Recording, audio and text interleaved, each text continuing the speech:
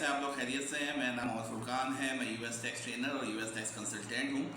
आज का जो हमारा सवाल है वो सवाल ये है कि बच्चों को जो कि बिजनेस रिटर्न्स बना रहे होते हैं, लाइक 1065, 1120 ऐसे 1120 का जब रिटर्न बना रहे होते हैं, तो उनको जो पिछले साल का रिटर्न मिलता है उसमें जो स्केजुअल एल या जो बैलेंस शीट होती है उसके जो बैलेंसेस होते हैं वो जो आपकी जो बुक होती है उसके बैलेंसेस से मैच नहीं कर रहे होते।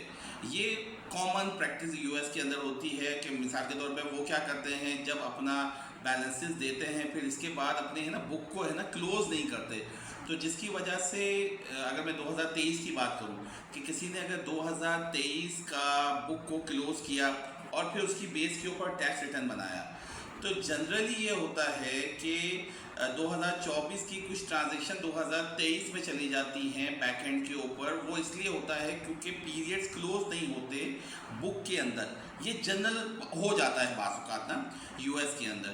तो जिसकी वजह से जब आप 2025 जैसे अभी हम 2024 की बात करें तो 2024 की जो बैलेंस शीट मिलेगी उसका बिगनिंग बैलेंस 2023 का जो एंडिंग बैलेंस है उससे मैच नहीं कर रहा होगा, जिसकी वजह से बच्चे बहुत कंफ्यूज हो जाते हैं। तो अब हम क्या करें? तो इस सूरत में एक रूल याद रख लीजिए कि अगर आपका बिगनिंग बैलेंस जो कि स्केजुअल एल के अंदर जो कि पिछले साल का एंडिंग था वो अगर मैच नहीं कर रहा तो आपने टैक्स रिटर्न को नहीं छेड़ना। आपने अपने क्लाइंट को कहना है, अगर आप खुद बुक कीपर हैं तो आपको बैकएंड के ऊपर जाकर ट्रांजैक्शंस देखनी होंगी और पहले बुक को सही करना होगा। आप टैक्स रिटर्न्स के नंबर्स को नहीं हिलाएंगे, पहली सिचुएशन ये है, ठीक है।